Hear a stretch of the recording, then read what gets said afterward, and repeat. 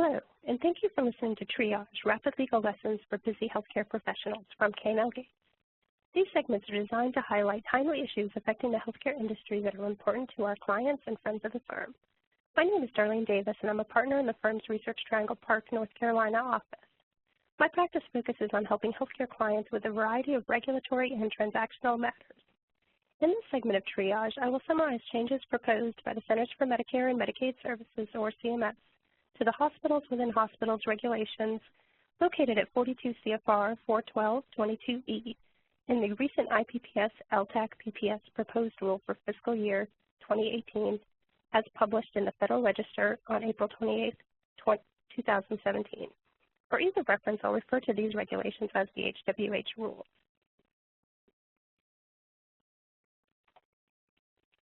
As currently structured, the HWH rules apply to a hospital that is or seeks to be excluded from the IPPS and is located in the same building as or on the same campus as another hospital, regardless of whether that hospital is also excluded from the IPPS or not. Under these rules, in order to be excluded from the IPPS, the hospital must meet certain separateness and control requirements, including having a separate governing body, separate chief medical officer, separate medical staff, and separate chief executive officer from its co-located hospital.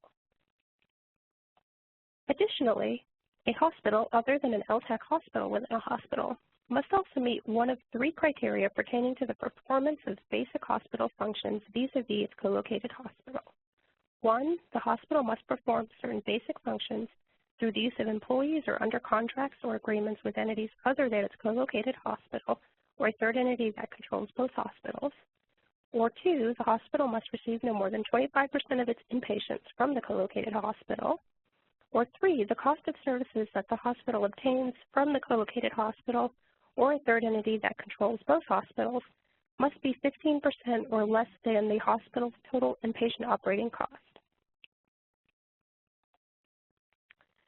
CMS is proposing significant changes to the HWH rules for fiscal year 2018.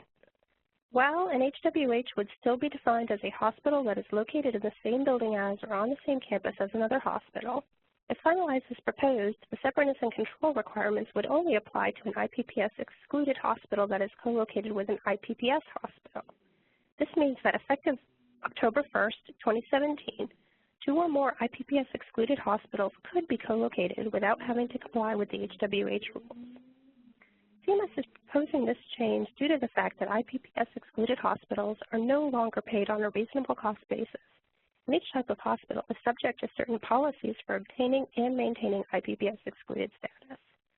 Therefore, CMS believes that its concerns about inappropriate patient shifting and hospitals impermissibly acting as de facto units of each other are sufficiently mitigated. As part of the changes to the HWH rules, CMS is also proposing to no longer require one of the 3 criteria related to performance of basic hospital functions to be met by removing that provision from the HWH rules. CMS believes that the hospital conditions of participation contain sufficient requirements in this area.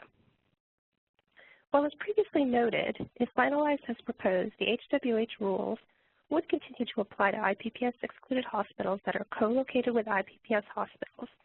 CMS is seeking comments on whether they should continue to apply even in this context, indicating they would potentially consider this issue in future rulemaking.